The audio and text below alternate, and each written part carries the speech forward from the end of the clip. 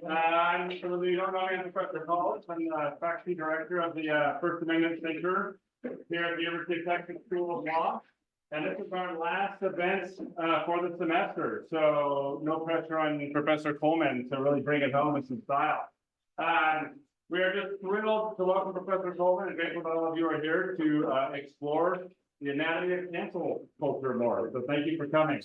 I'm going to introduce Professor Coleman. She's going to present her article and her research for about 20 minutes or so, and then she's going to open it up for Q&A. For those of you who are faculty, we are not going to do a traditional faculty FQ for Q&A. It's just going to be people raise their hands and Professor Coleman's going to call on you. So please raise your hands and ask whatever you'd like. No question is off limits. Is that fair? That's fair. Okay, no question is off limits. So let me introduce Professor Coleman and I'll get out of the way. Franciska Coleman is an assistant professor of constitutional law at the University of Wisconsin Law School and the associate director of the East Asian Legal Studies Center. She is an interdisciplinary scholar whose work draws upon political theory, critical discourse analysis, and constitutional law. Prior to joining the faculty at Wisconsin, Professor Coleman was a visiting assistant professor at WashU in St. Louis and also held a visiting scholar appointment at Harvard Law School. Professor Coleman also previously taught American constitutional law at Yonsei Law School in Seoul, South Korea. Prior to her time in Korea, Professor Coleman worked as an associate in the litigation and appellate practice groups at Covington and Burlington in their DC office.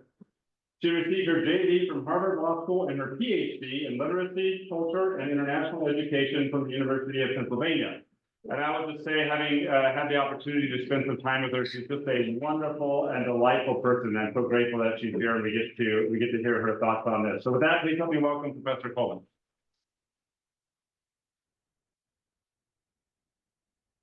Thank you all so much. I'm very delighted to be here, to be in Texas. This is my home state, so I'm very excited to be back. So thank you guys for making me welcome. I'm going to talk today about the anatomy of cancel culture. I feel like this is my moment. So many people are talking about cancel culture these days.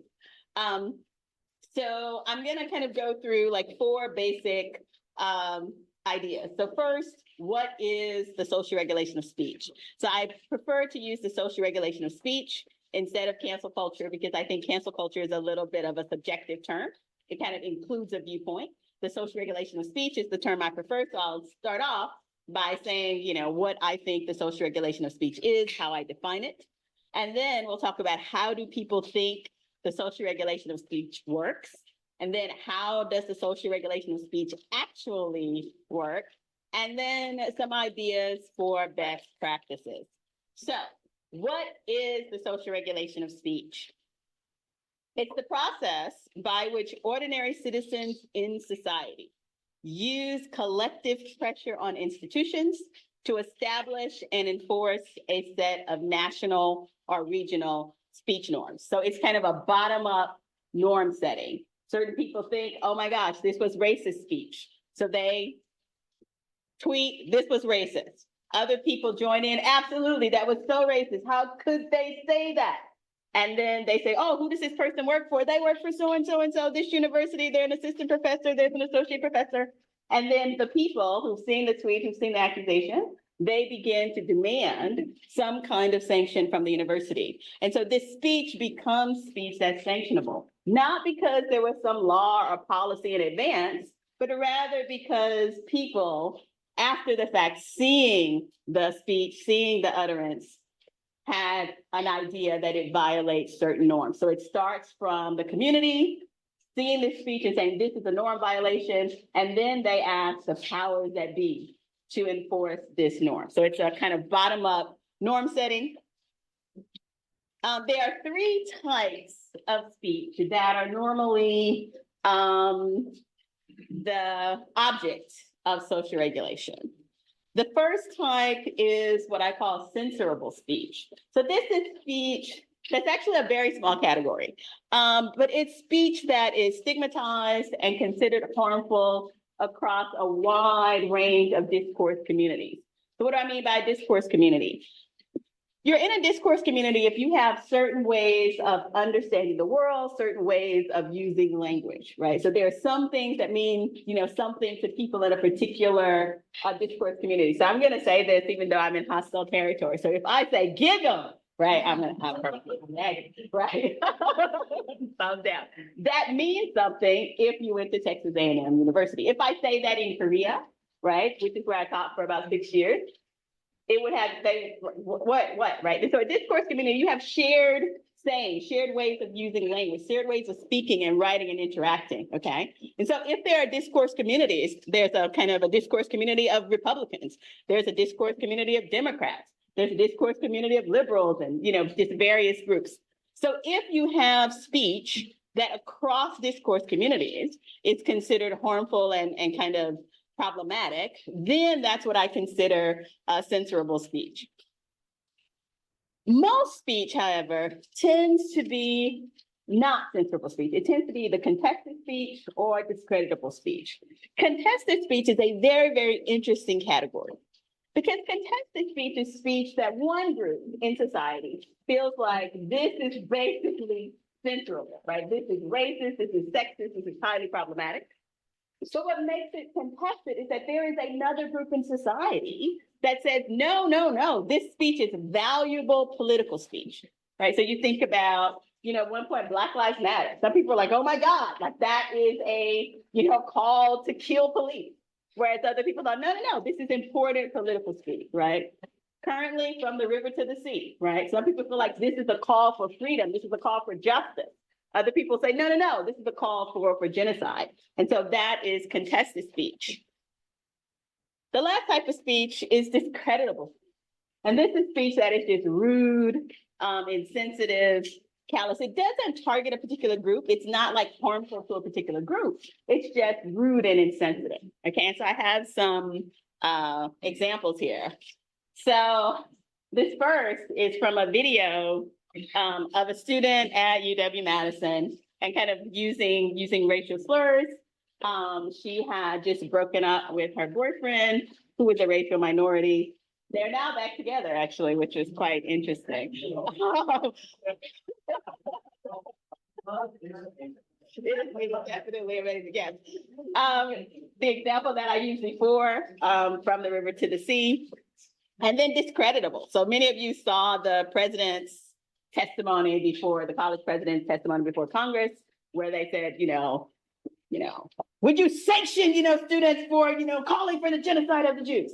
Answer the question, and they said, well, it depends, right? Now, that's not any kind of slur, right? But it seemed like it was insensitive. It seemed like it was callous. It seemed like it was just like, why wouldn't you condemn genocide, right? That there's just something problematic with you as a person. You lack empathy, you lack something, right? And so that is discreditable speech. All right.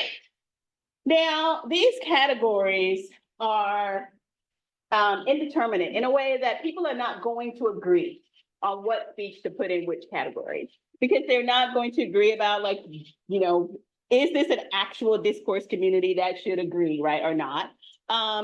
It's what's rude, is this a kind of a group that's large enough to count as the pro-political speech side? Like, are the people who think this is political speech versus the people who think this is racist speech, are those groups large enough to be actual groups? And so people are going to disagree about what category, the speech falls into. And it's going to depend on, their own discourse communities, right? How do you evaluate whether someone else is vulnerable, whether someone else is really privileged or not? Really depends in some ways on your discourse community, and also whether people have been harmed, right? One of the definitions of censorable speech is that it's harmful, and people have different understandings of what counts as harmful, right? So if, when Ilya Shapiro says, lesser Black woman is going to get the Supreme Court seat, is that harmful and that it is, perpetuating a stereotype that, all Black women are, less intelligent? Or is it just kind of an observation about affirmative action? People are going to disagree about that. And it depends on, your own discourse community. Maybe a lot of people, if you're a conservative, right, and your discourse community is all about anti-affirmative action, it seems more reasonable to you to interpret his speech as being anti-affirmative action. If you, on the other hand, are maybe in a liberal discourse community where you're very concerned about stereotypes, then maybe it seems more reasonable to you to view it as more harmful. Okay, so I spent a little bit longer on that than I had planned. So how do people think social regulation of speech works? Okay, well, there are two narratives, right? The one narrative, cancel culture, right? The other narrative, in term you may not have heard, is consequence culture, accountability culture, okay? These are two ways of understanding what happens when the grassroots people, this bottom-up demand for someone in a position of power to do something about speech. So consequence culture. Consequence culture treats transgressive speech. This is the speech that has ticked somebody off, okay? So this speech, they treat it all as injurious. It is speech that actually harms groups and communities, okay? So one quote that I like that kind of captures this view, the Holocaust began with words, right? So people who are in the discourse of consequence culture, then they feel like words are the first shots that's fired in the marginalization and oppression of groups. Like, this is a part of the system of marginalization and oppression, and it is furthering marginalization and oppression. Even if you just say it to me, you're creating a kind of an atmosphere that legitimizes this type of speech. And so to them, nothing is merely offensive. And so there's this quote. I don't really watch a lot of television other than, Korean and Japanese anime, but I heard about this, okay? And so there was this closer comedy show that made fun of trans people. And one person had a comment and a tweet about this. And they said, you're going to hear a lot of talk about offense. We aren't complaining about being offended. What we object to is the harm that content like this does to the trans community. And so the idea is that offensive speech is kind of a way of dismissing, concern. So consequence culture doesn't talk about offensive speech. They talk about speech that injures. Cancel culture. For cancel culture, on the other hand, it's complete opposite. They don't think it's about injurious speech at all. It's about people's sensibility, and this is speech that really did just offend you. So to them, nothing is really injurious. Everything is really just about offensive. And so to them, we're not talking about speech that harms. We're talking about speech that is contested and controversial. Some people think it's valuable. Some people think it isn't. We're talking about speech that's rude and callous and insensitive, but we're not talking about speech that actually injures anyone. And so you have these two narratives. And so what consequence culture thinks is like all that's happening in society when people are using these bottom-up movements, they're trying to prevent injury. If you are in a cancel culture narrative, you think when people are complaining and using these bottom-up methods to police speech, they're actually trying to deal with just offensive speech. So those are the two narratives. And so here's an example from Donald Trump. The goal of cancel culture is to make decent Americans live in fear of being fired, expelled, shamed, humiliated, and driven from society as we know it, right? And so the key is like decent Americans. So these are not injurious people. They're not injuring others, right? They're just saying something that some people find offensive. So those are the two narratives. So people think that the way it works is either you're canceling people or you're holding people accountable, right? Oh, all right. How does it really work? So this was a research paper that I did by looking at episodes of social regulation on university campuses. And so there are 5 stages that I discovered for cancel culture, for the social regulation of speech as consequence culture. First is dissemination of publication, so getting the information out there. Second is the accusation. Someone has to say, hey, they just said something racist. And then there's the pillory phase, which is where everyone piles on. There's the sanctions phase, in which there's a response from the university that's like penalizing the speech, or in rare cases, clearing the speaker. And then there's this other phase that's not really a phase, but it's called direct action. And that is like, say you kind of publish, or you've accused, or you start the pillory process, or there's some sanctions, and just people are not hearing you. They're not responding the way you want to respond. Then in any one of those phases, you can add not just your words, but you can use your body. You can protest, you can do sit-ins, you can do die-ins and walkouts. So that is a way to kind of get what you want from this process. Okay, so first, dissemination and publication.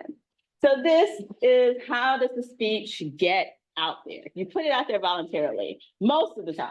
Now, there have been occasions, the young lady who was at UW-Madison, she was drunk, her friend recorded her. I'm not sure if this was, consensual or not, but her friend posted it to social media. I think that may have been a breakdown of the friendship, but I'm not sure. But it's not clear, right, that she intentionally put that out there. But when you're talking about university speech, many times the speech has been intentionally put before the public, right? It's like, so now if someone later starts a boycott, like, don't ever let Professor Coleman come and speak at another university, right? Because of what I have voluntarily came here and I'm saying this now, right? Most university speech, particularly speech by professors and students, is voluntary. The students have something to say, they want to be heard. The professors have something to say, they want to be published and get tenure. So normally it's voluntary, and that makes a difference as to how we interpret speech, or it should. My argument is that it should make a difference, because I know very few, actually, I don't know if I know maybe one, who are deliberately trying to publicly identify to others as a racist or a sexist or a homophobic person. Most people are just trying to be viral. They're just trying to go viral, right? They have an idea, they're just trying to get more clicks. And they're just trying to get attention, right? This is what people want. I want to be heard. And so you package it in a way that's outrageous or that scares people. If something is scary or something is outrageous and makes you angry, that's going to make you click. So if you see cute cat photos, you're like, okay. And then you're like, Donald Trump just stole 50 billion. What? Joe Biden just did, so things that make you outraged, right? Or things that scare you, or things that get the attention. And so when people are putting their information out there, many times they're not trying to be a racist or a sexist or an anti-Semite, but they're trying to get their point across in a way that's going to get the most attention. Okay. The accusation. So you put it out there in your little edgy way, right? And then there is this accusation. Some random person lurking in the corner of the internet. Most of the time, they're not even your friend, right? They're just some member of the public, right? It's normally not people who you actually associate with, who make the accusation. So if you are a liberal, normally it's not other liberals who are like, this was horrible. Normally it's going to be a conservative. And if you are a conservative and you post something a little edgy, normally it's going to be maybe a liberal, right? And so it's not your same discourse community generally. It's someone in a different discourse community who makes an accusation. And the accusation is, this speech was injurious. It was harmful. It did something problematic. Now, I tell people all the time, right? I posted this post on Facebook, and they were like, the little AI, it's like, this is a bad tweet. I was like, I'm getting assisted by an AI, so I'm tweeting. But of course, I have 5 followers. So nothing happened. Literally, nothing happened. But if I were, say, a if I were what are we in the Bech-Loughlin? If I was Loughlin, right? And I tweeted at UT Law School, I think maybe it would get a little bit more traction. So who the accuser is actually matters, right? If it's a person who is an alum, I go to this school, I'm never going to donate again, right? If it is kind of your students, now we're going to have the students all going crazy and having meltdowns, and so having a relationship with the university, with the institution, that matters. The university listens to people who are in community, but it's not just because you're in community, but how much power do you have as a member of the community, and also volume.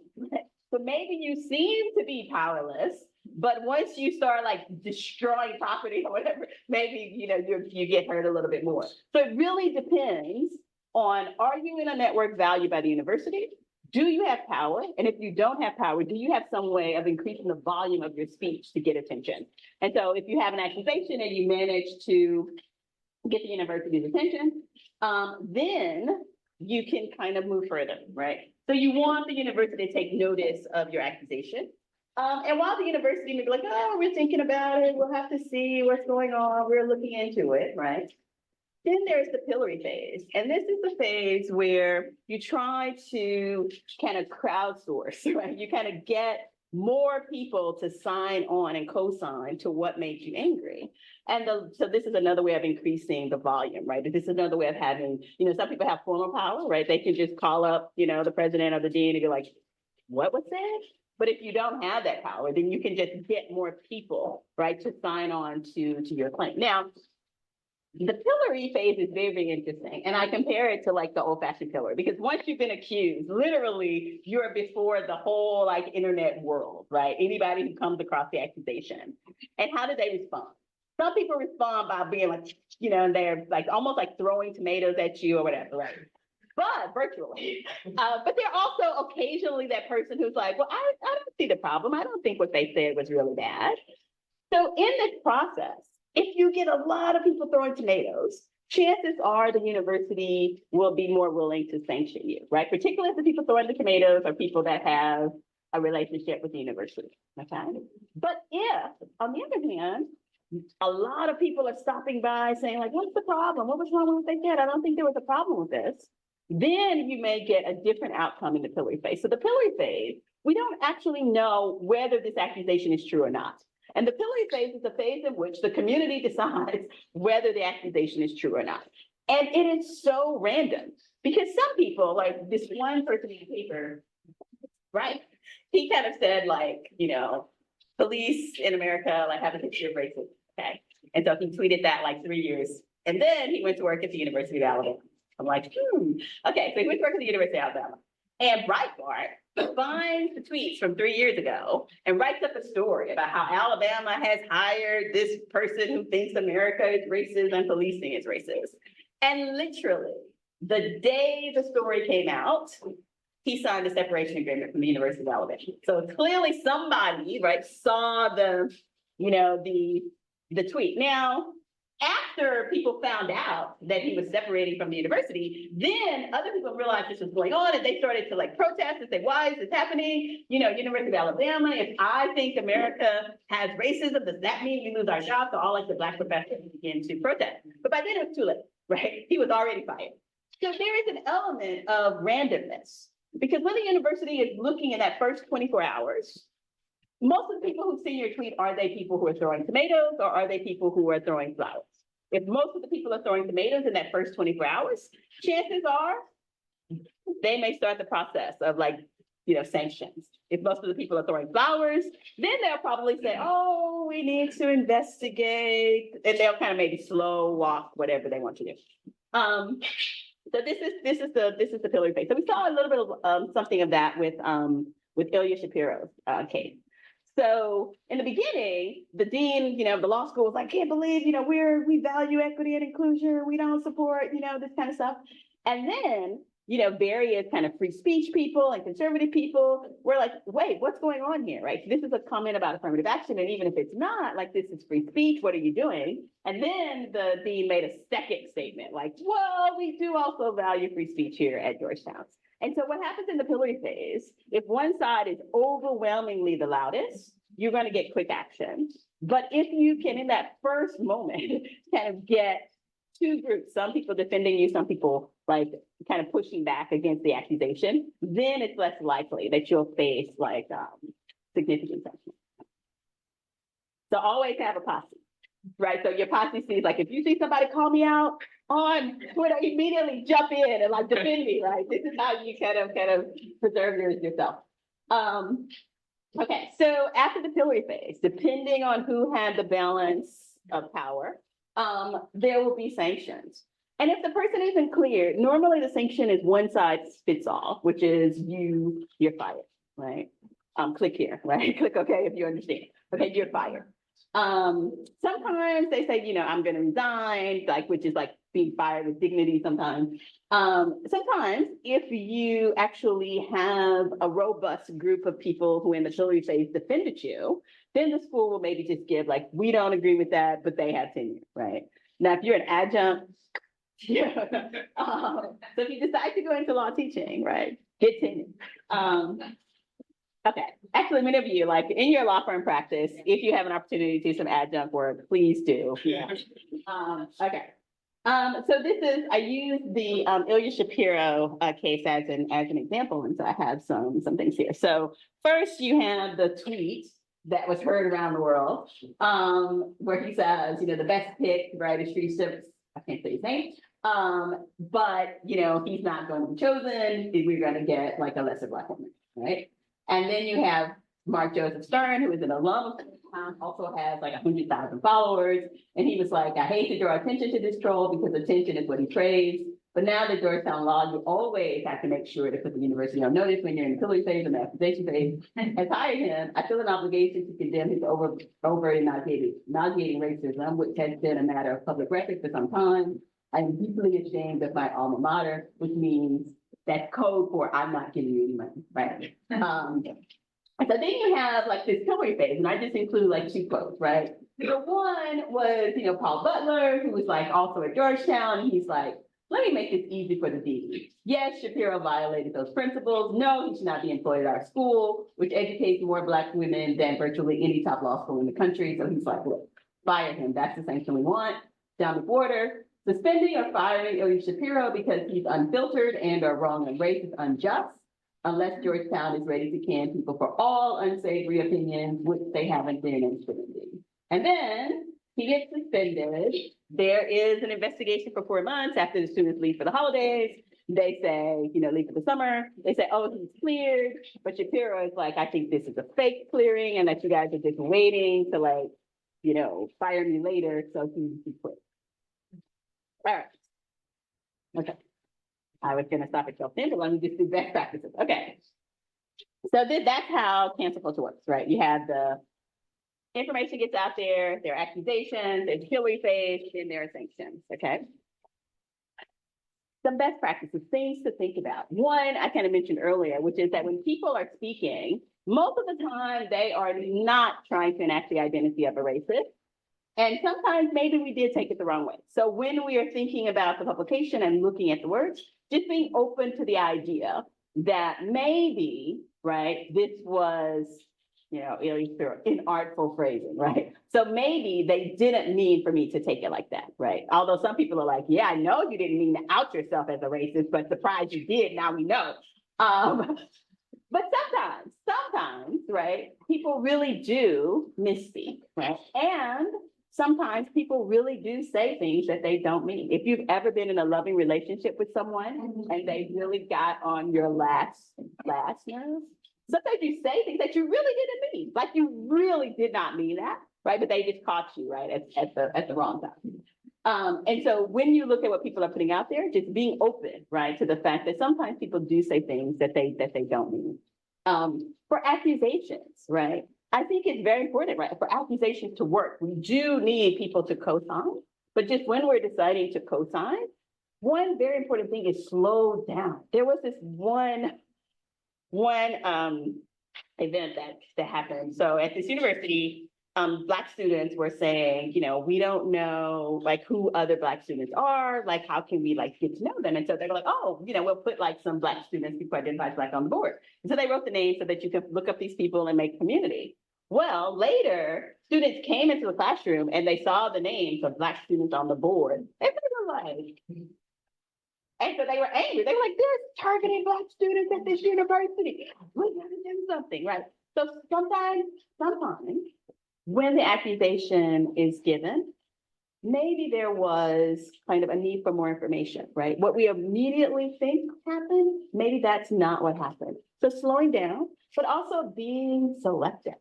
because it can be exhausting, right? To kind of participate in every single pillory. You guys do have final exams at various things, so please select that. But definitely show up, right? I mean, show up for each other. I'm definitely not saying that, because one voice, can't move a mountain, but multiple voices, right, can. So the pillory.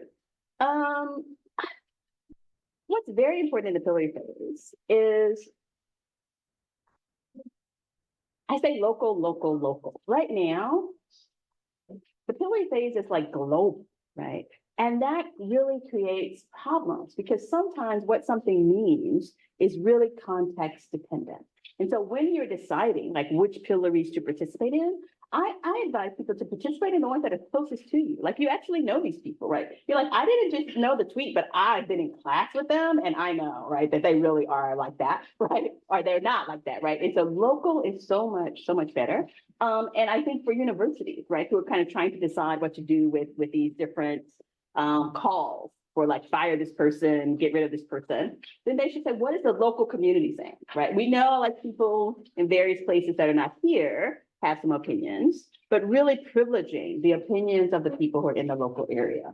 And just being self-aware, which is, I'm a little, I remember, the computer with the green words and you had to kind of type in the code. So I've been around for a little while, and I have actually said some things that, had someone been surreptitiously recording me, right, would just destroy my career, right?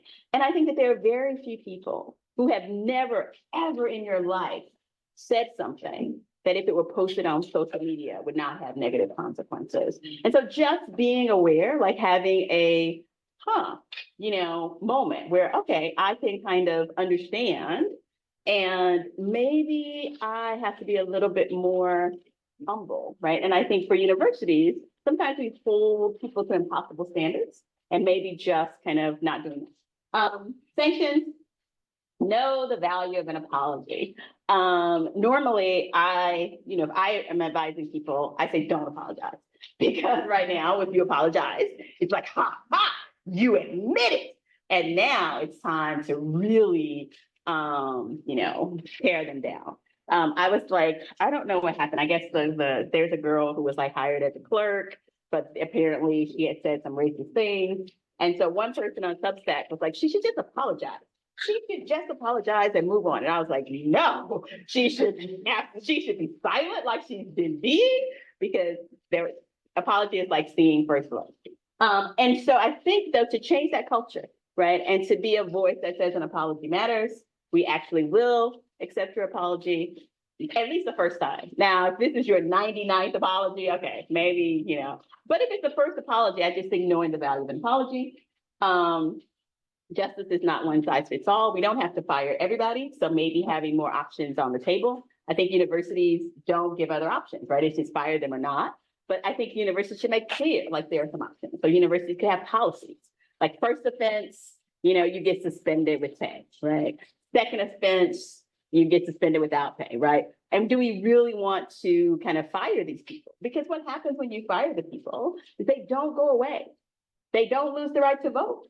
But instead, they become even more of an enemy, right, to the causes that you care about. So just having some balance, I think, is important. Okay, so that was way longer than I planned, but I'll stop there. Well,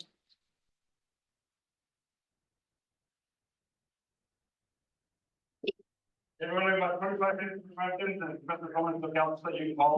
Yeah. Okay. Yes. I'm curious, from your perspective, how the business be canceled, which seems counterintuitive, but many people make their career on I was canceled and now you get to listen to me more. And especially considering like the Candace Owens drama recently, like I'm curious how you think the business incentive around cancellation has affected politics of those tests. Yes. So there definitely, because there's this kind of idea, like I'm a victim, right, of cancel culture, and then you get lots of support. There are power dynamics in that, obviously. So if I felt like if I was like, I'm canceled, people would be like, okay. Like I don't think I would get like the business deals and the book deals, right? And so this means that it encourages people to either be like full blower, I'm going to like present myself as a racist, right, to get the money. Or you have the people who are in the middle, right, who don't present themselves as racist, but they are the ones who get canceled and go into oblivion. So then the next time they speak, they're gonna, so I think it incentivizes people to, like, the first time I misspoke by accident, right? But now I'm gonna say it on purpose because that's going to get me money. And I think if we change the incentives, like if we stop, like if firing is not what we do, then maybe there's less room, right, for people to build a career. It's like, you know, I look like when I'm a victim, like I lost my job because of cancel culture. But if I say, you know, I had a 2-week vacation, you know, from the university because I don't get the same level of support. And so I think it can, you know, I think that making changes in how we do the sanctions can maybe reduce the incentive to make a business out of it. But it definitely is not equal, right? Like if you know, privileged people are going to benefit more than. Yeah. So in thinking about what happened on today, I'm wondering about the plagiarism allegations, how would that fit into this? Just because I don't think it would be quite right to say it as a new kind of allegation on stemming from the first, and the sanction, whether seen or not, had already been decided. So what do you think about that? Yeah, so I'm glad you asked that question because there's this whole thing that happens when people get cleared and they're like, oh, there was nothing wrong with your speech. But then they're like, surprise, there was something else, right? And they actually, people feel like this is pretextual, right? And so I couldn't get you like on the speech because I really couldn't prove that you were anti-Semitic off of something else. And so one woman, I really felt like they could have got on the speech because she was in the class and they were talking about like, how do we deal with like racist speech? They were like teacher education class or something, or, you know, and they were like, how do we deal with racist speech in class? And she was like, you know, at a certain point in the class discussion, she was like, it's not like I see the N-word painted on the walls, and she literally said the N-word, right? And so she didn't get fired. But then later they told her research was insufficient to like continue her employment. And she thought it was like, and then there was another guy who like said like horrible things. He was like, this one little like Black student group was like terrorists. And then he was cleared. They were like, okay, you know, we can't fire you for your speech. And then later they were like, well, 15 years ago, you were in an inappropriate relationship with a student. And now we have new information about that, right? And now we're going to fire you. And I feel like that's what happened with Claudine Gay, right? Like people were not biting, right, on the, she was like anti-Semitic, she's not doing a good job here at Harvard. And so then you find some other way. And so that is actually a tactic where you seem to kind of be clear with like the, you know, I'm not going to be canceled because they realize my speech is not problematic. But then there's this like, almost like a boomerang. It comes back in another form. Okay. So you talked about like the difference between consequence and cancel culture is like one group saying it's really harmful, the other says it's, you know, just offensive. And so when these allegations come up, like within a school or something like that, and you have, you know, potentially an online presence that's really loud and really vocal, and the school has to decide what to do, and you said, you know, this discourse of the community is important. I'm wondering like how you account for that, like the sort of online presence that might be more vocal than maybe some of the students who are like, well, I don't want to be a victim of the consequence culture, so I'm going to sort of stay out of the discussion. And so it might be harder to hear a different perspective. Yeah. So I think schools should make policies, right? First of all, to make clear like what can happen, right? And so I think it's like, you know, I don't know, if you're just like, you know, you can get a lot more support if you're doing something dramatic, like getting someone fired. But if you're like, oh, you know, I just want to get this person verbally condemned, maybe you don't. So that might affect it. But then I do think schools need to create spaces for their community to communicate on the current issue, like with just the community members, you know, like they have all of these like chat rooms sometimes for like 1L admitted students, you know, and so they can make a closed session just for their students. They can decide whether to make it anonymous or not. I don't recommend making it anonymous, but that may be a way for them to, they have like this, all of this like global online, you know, demands going on, but they can like go to this forum and kind of see. And many times what happens is the people who are actually there don't really care, right? And I think, will the school have the ability to say, well, our community doesn't think this is a big deal, so we're not going to do anything. I think that's hard. But if they have a policy, right, then it's a bit easier for them to make that call. But I think making a forum, right, that is for their community can maybe kind of let them hear a little better. But whether they make it anonymous or not, I think they have to decide about that. Yes. Do you have one example where the whole process sort of could be seen over Twitter or took place over Twitter? I'm curious how much you think that like the medium where a lot of this conversation is happening, how much does that affect how it actually happens? Like, I guess, what is the role of like the medium? Like, Yeah, I think the medium is so important, because even when people have like given talks in person, or they've been on television, what happens is someone clips it, right? Or they video it and they post it right to social media. So it ends up being, you know, like in these broad forums where tons of people from outside the community are able to chime in, and also where it just becomes just a bigger thing. And so I think the medium definitely plays like such an enormous role, because just think, I mean, people have been saying like stupid, offensive stuff like forever, but we couldn't always, you know, everyone couldn't see it. Like you, I mean, okay, so I don't know, like just think back to high school, right? You know, like crazy people in high school, right? But they didn't always get put on blast like on social media. I don't know. I can't even think about like what generation you guys are and like how much the internet was in your high school life, but there was a time, right, when this was going on, and it was under the radar, just because, you know, if you're sitting at the dinner table or you're in a restaurant and you say crazy stuff, you didn't really have your portable camera, right, to like record and like send it out to the world. And I think the medium, right, and the ease with which we can take, you know, just quiet, private conversations or private idiocy, right, and make it into a big thing definitely matters. I don't know like what we can do, because like the internet is here to stay. But it's almost like the internet has made this like worldwide gossip circle, right? In a way that's just unique. Yeah. You say helpful about the most important, but I'm curious to see how you deem the importance of technical from things like K-pop stan Twitter. There are mainly Western fans who are not part of that community feel it necessary to speak on local issues. Do you think there is importance, and have you researched any situations in which Western or global voices matter? So I think,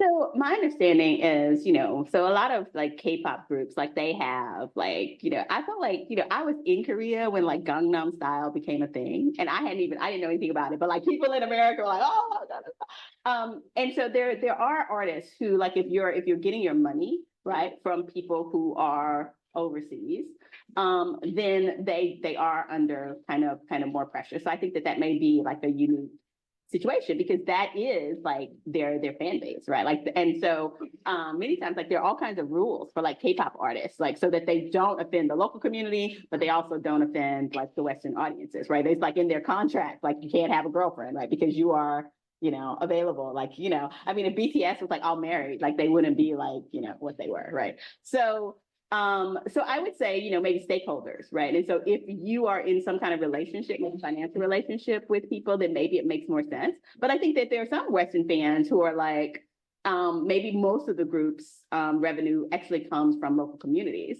And then in that case, I think you have to decide like how much power to give to the Western fans who have really just different cultural norms. And so I think that you kind of have to balance, like, how much am I getting from these speakers versus their level of influence. But yeah, and I'm glad that you kind of referenced Korea, because that's like my second home. So yeah. Yes. So when Elon Musk bought Twitter, or like originally now as we ran as X, he published internal documents known as the Twitter files that basically said that Twitter would add likes to certain viewpoints or use bots to add certain comments. How do you think has Twitter or other social media giants deliberately affecting the Hillary stage come into your research, and how does that affect what we actually believe popular support is behind or not, as far as who should be canceled or not? Yeah. So are you saying Twitter has certain ways that they engage with posts, whether they elevate them or not? Yeah. So I definitely think that the platform can impact the post. What I think But I think the way the platform impacts the post is actually more subtle than their actual kind of algorithms. And it's because sometimes you can monetize, right? When you monetize like posts, right? And so that you get, the more likes you get, then I think that that actually creates incentives for people to be more outraged, right? Because if you say something that's like owning, the conservatives are owning the liberals, right? The way like many of the kind of platforms work, right, is that you become more, you get more money that way, right? And that I think makes people a little bit harsher, right? And a little more willing to kind of view speech by people with whom they disagree in the worst light. So one of the things I always tell my students is, if a person is like someone you view as like you, and they say something, you're willing to give them grace because they're like, that's my friend. Like, I mean, so, I have like multiracial friends, I have friends who have different sexual orientations. And when we're talking, right, we give each other passes, right? And I'm just like, never say that to another Black person ever in your life, right?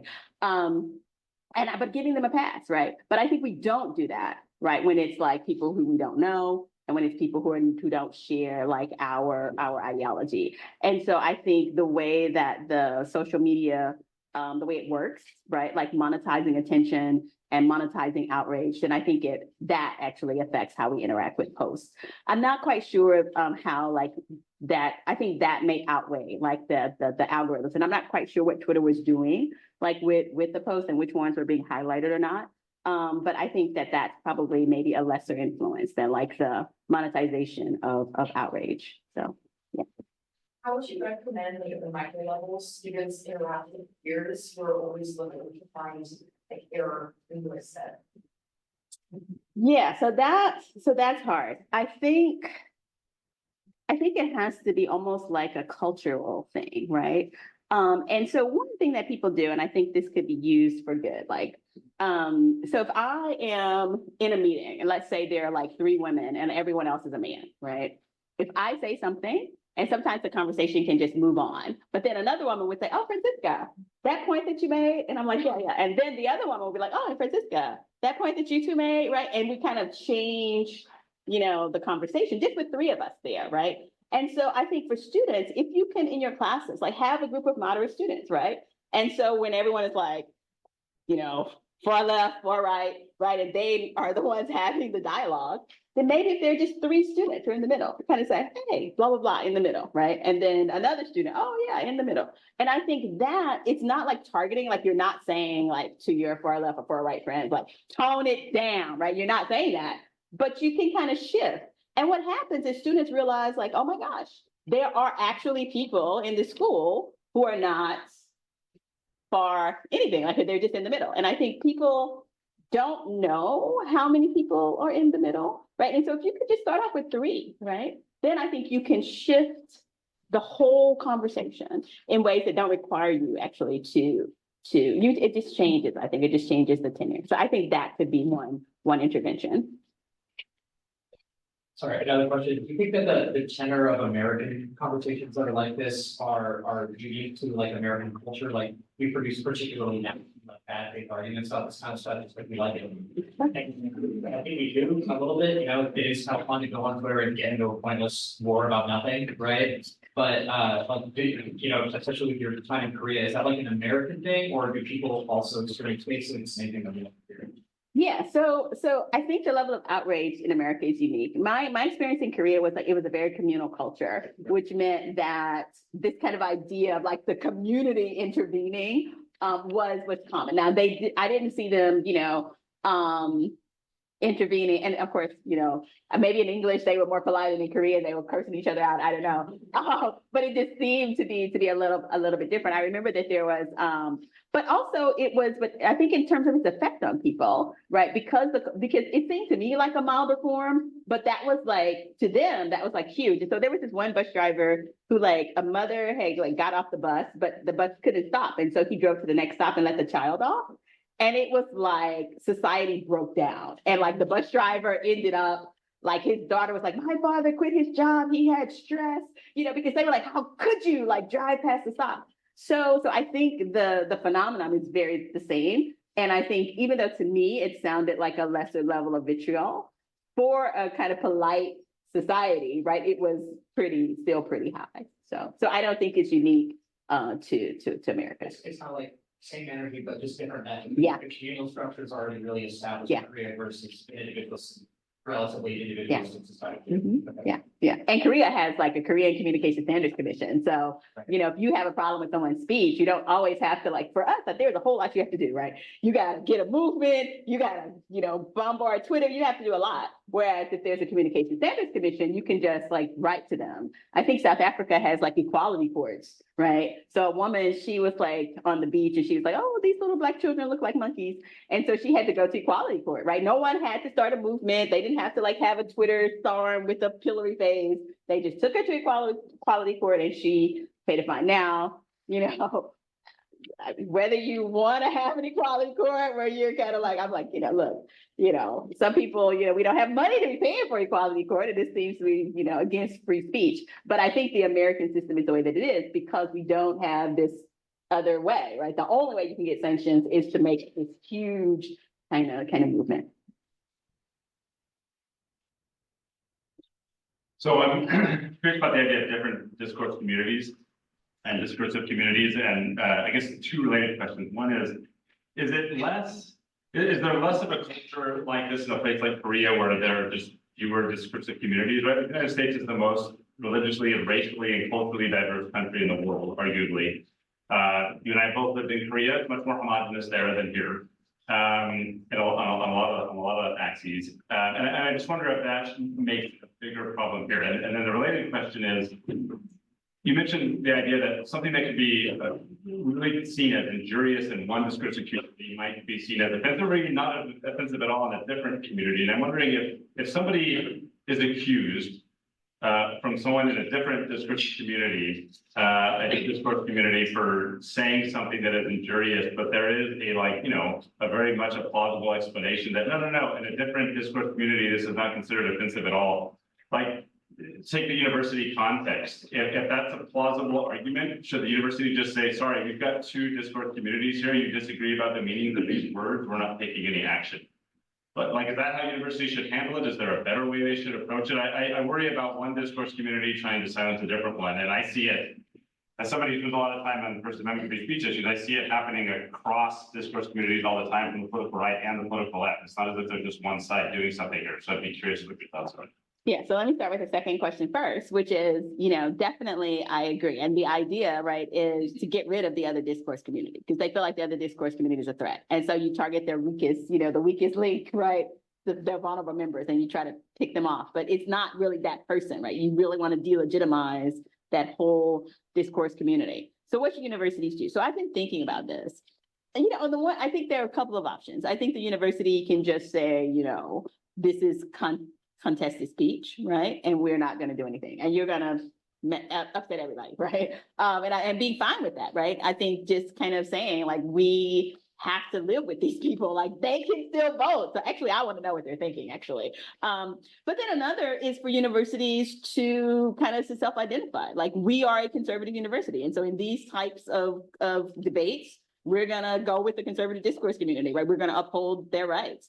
Other universities identify, right, as liberal, but I think students should know before they come, right, where you are and how you approach these things. Because I think what happens is all the universities say we're free speech universities, and then you get there and you discover that they actually have a thumb on the scale of one discourse community versus another. And I'm not sure I want to say they can't do that, but I feel like if they're going to do that, right, and then students should know, right, before they go there. So I think that there's a way in which discourse communities have their universities, or in which universities can be neutral. And I'm not sure which one of those I feel is better. I'm still thinking about it.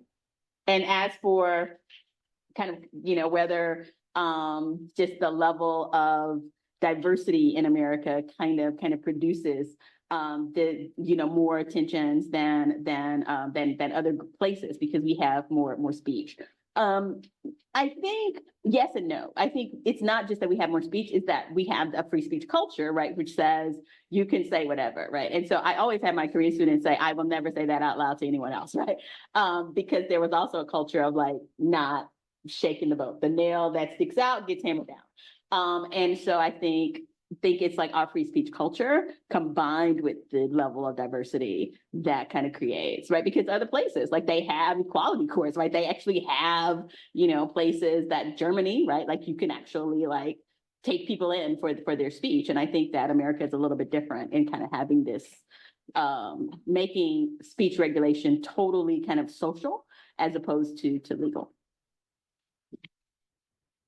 How do you deal with the issue of people in this process, engaging in bad faith in a number of ways? And like their goal isn't really the social regulation of speech. They have other goals like to get someone fired. That's their whole goal. Or they're acting not as members of grassroots community, like maybe Breitbart's not really the grassroots community in Tuscaloosa, right? Or when it's what we think of maybe as a gotcha question, you're trying to make someone say something that then you can discredit in order to reach other goals that isn't the social regulation of speech.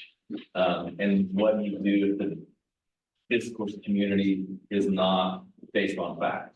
Like what if you have conspiracy theorists or other things where it's like how do you inject the actual facts of something into this process that you lay out? Yeah. So I think it's kind of a responsibility of both the institution, but also the community, right? I think the community has to be critical thinkers, right? This is why I say slow down, like don't just be reactionary, right? Because sometimes, like you said, this is not about marginalized groups. This is not about setting appropriate speech norms. This is just about, I don't like you, right? Sometimes it's just about, I want to destroy this other discourse community, right?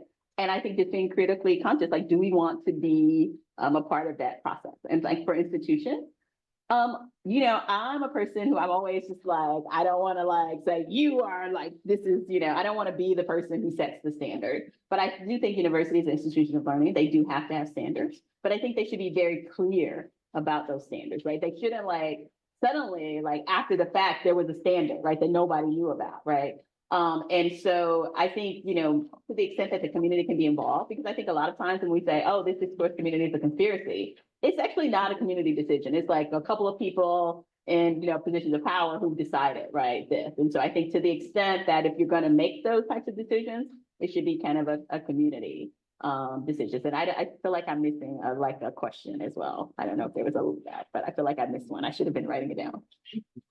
Well, the intentionally making someone say something that then you can discredit, like make the speech that would normally be like, it depends, is a very lawyerly answer, but then to say, she said it, Yeah. depends, right? It's a create the pillory.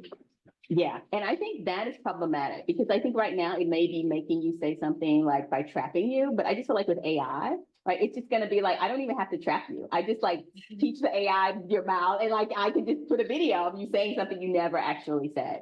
And so that's why I think it's so important that we kind of try to be more local, right? Because if you actually know the person, right, or you kind of know, you're not like 500 degrees separated from them, then I think you can be a little bit more critical and kind of realize like, and maybe more willing to give them grace, right? Because they are like a local person. Like, I know I don't agree with them and I know that they are like way more conservative than me or way more liberal than me, but we are less likely to kind of be trapped, right? And co-opted by these kinds of things. But I don't think there's any way to stop people from trying to do the gotcha. And I think the next phase is not even going to be a gotcha. It's just going to be something that's totally made up. And I just think that's our speech environment. And so as the community, right, knowing that this is the type of speech environment we have, I think we have to be a lot more cautious, right, and slow down in terms of how we kind of jump on. And I think we have to change the penalties, right, because the risk of error is like so much greater, right? So I think if we have a high risk of error, then we should make the sanction that much lower, because we're going to make so many mistakes. Okay, if everyone can please join me in thanking.